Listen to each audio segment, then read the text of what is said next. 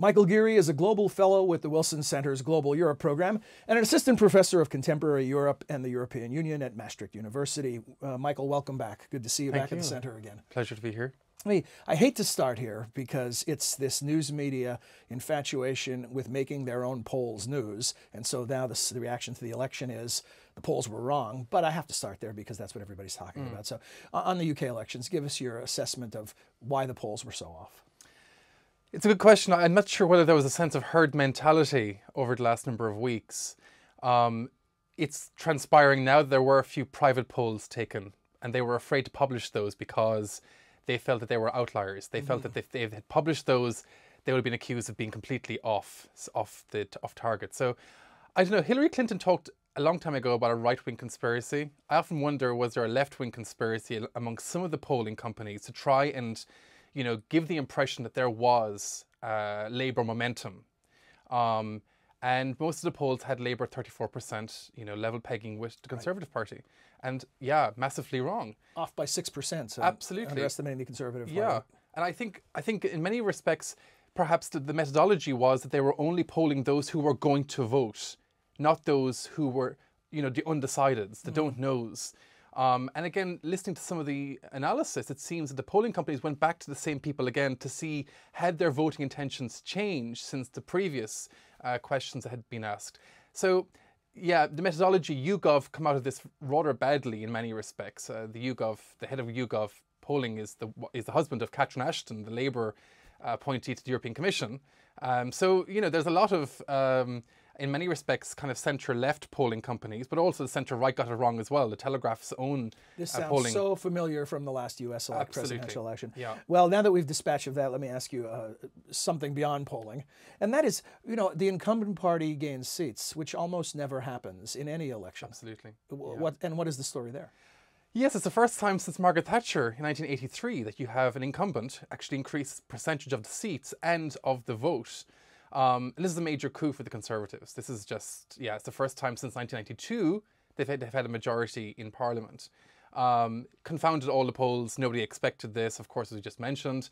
And now you have the first Conservative majority government since John Major pulled a rabbit out of a hat in 1992, when again the polls were saying it wasn't going to happen for the Conservatives back then.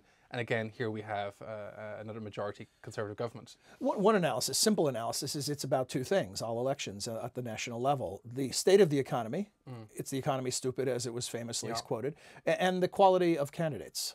Was that the factor here, that the economy is doing fairly well, so why change anything? And the Conservatives had a stronger candidate. Yes, I think in many respects it may have come down to who they wanted, who the British public wanted as Prime Minister.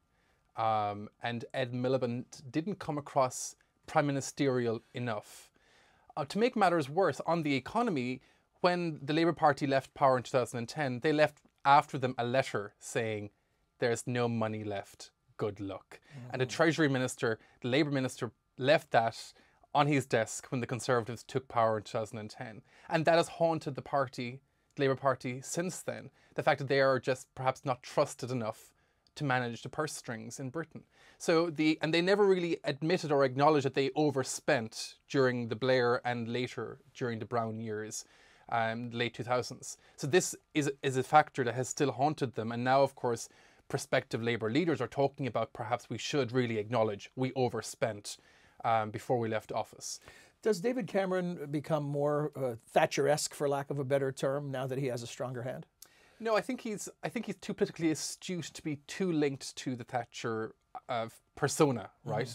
Although some of the policies and the ideas that are emerging now that they have a majority, yeah, do seem to be kind of the hidden Conservative agenda. They want to pull out of the European Court of Human Rights, at least to have British human rights law superior to the Council of Europe in Strasbourg.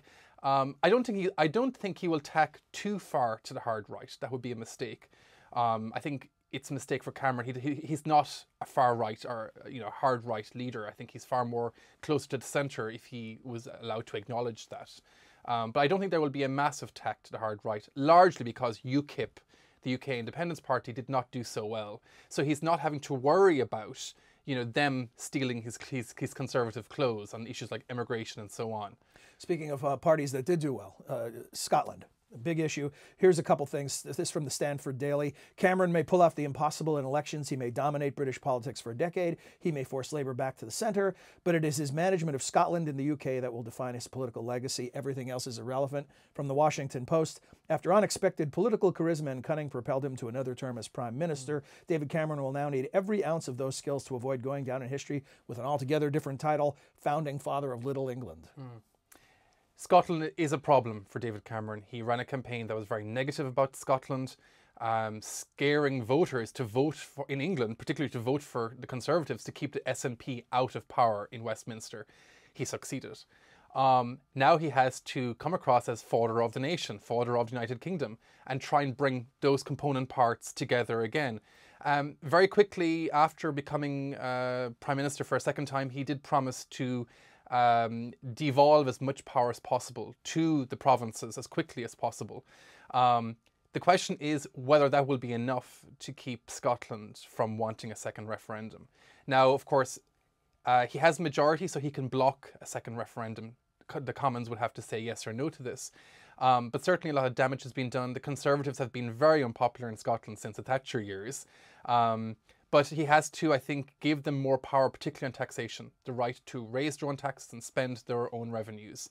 And that is going to be a big issue dominating this current parliament. And speaking of referendums, he's promised one by 2017 on the EU. Yes, a far more exciting one, and one that will definitely happen. Which has implications for Scotland. It does, of course, yes. And I suppose the positive thing for Cameron is that the Scots are relatively pro-European.